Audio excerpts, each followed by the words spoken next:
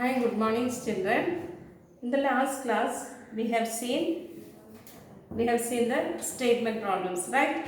And I hope all have done that, all have completed that statement problems. Many of you did not send the notes, and you please send the notes to me, okay? And homework also.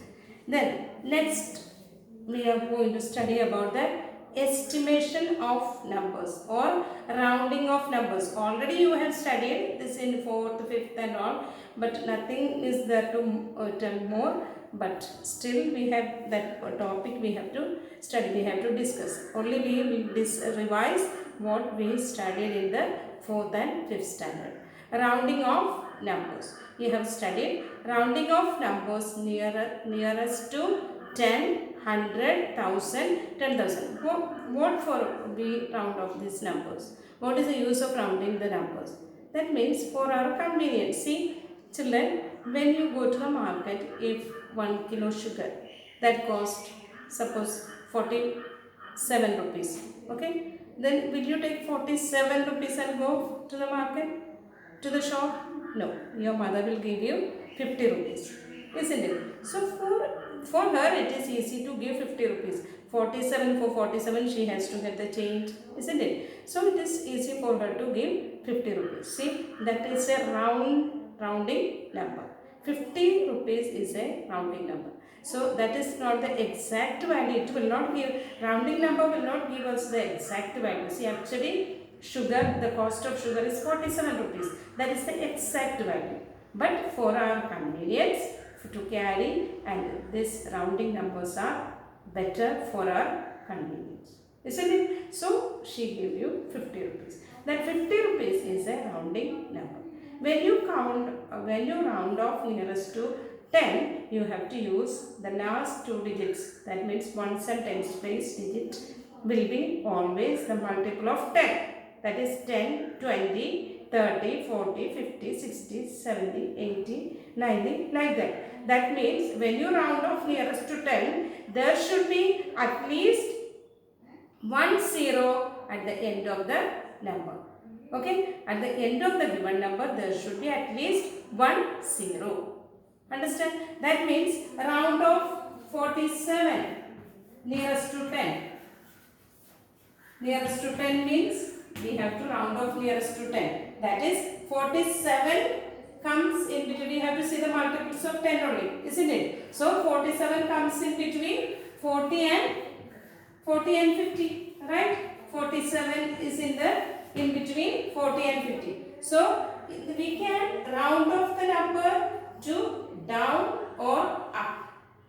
So we have to decide to up or down we have to round off. That depends on the ones place digit. If you are rounding off nearest to 10, you see the ones place digit.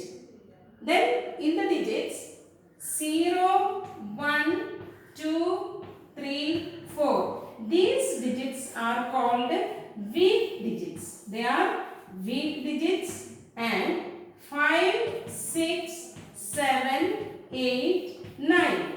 These digits are called strong digits. So, weak digits and strong digits. And these strong digits, they have a power.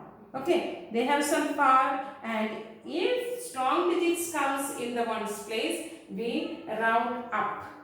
We round up. If the weak digits are coming in the ones place, then we count down. We round it to down. So let us see this number 47. 47, tens place 4 and ones place 7.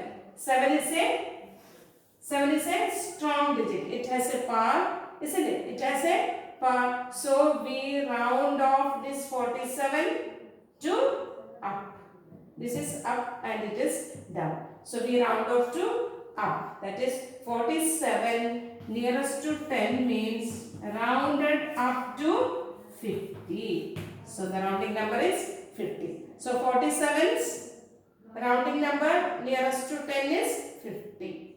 Is it clear to you? So we have to see if it is tens, round off nearest to 10 means you see the ones place digit, and if it is a strong digit, round up, or if it is a weak digit, you go down. round off to 10. Isn't it? Similarly, in rounding off nearest 100. Rounding off nearest 100. See here 6,495. 6,495. We have to round off this number nearest to 100. Nearest to 100. When you round off nearest to 100, you take the number up to hundreds place. That is ones, tens, hundreds. So what is the number? Comes in between ones, tens and hundreds place. That is 495. So when you round off nearest to 100, the number should be the multiples of 100. That is 100, 200, 300, 400, 500, 600, 700, 800, 900, etc. Okay. So when you round off nearest to 100, the last two digits should be 0. The last two digits, there should be at least 2 zeros at the end of the number. There can be 3 zeros also, but at least 2 zeros should be there at the end of the number. Right? So let us see, this 495 is in between what multiples of 100? That comes in between 400 and 495 comes between 400 and 500. Isn't it? Say 495 comes between 400 and 500. Now see, 2 up or down you have to round off. That depends on the next digit. That is, if it is nearest to 100, you see the tens place digit. Tens place digit is 9. 9 is a strong digit. That means it has power. So we round off this number to up. Round off to 500. So this 6,495 becomes 6,500. This is the rounding number nearest to 100. 6,495 is rounded up to 6,500. Right? Yes. This is the way we have to round off nearest to 100. Then rounding off nearest to 1000. Let us round off the number.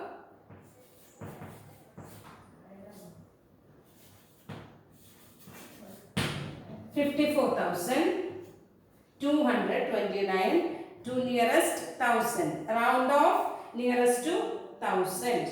Okay. When you round off nearest to 1000, we have to take the number up to thousands place. Ones, tens, 100,000. See 4,229. So you be careful that when you round off nearest to 1000, the number should come up to thousands place. It should come thousands multiples only. That is 1000, 2000, 3000, 4000, 5000, 6000, etc. Isn't it? Now see, in between what multiples of 1000 this 4,229 comes. So 4,229 comes between 4,000 and 5,000. And we have to decide which should be the rounding number, 4,000 or 5,000. That means whether we have to round up or down. That depends on the number. 4,229 comes in between 4,000 and 5,000. Right? So we have to decide whether to round off nearest to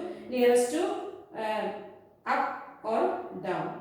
Isn't it? So how will you round off? That you see, if it is thousands, nearest to 1000, you move to the hundreds place. See, hundreds place.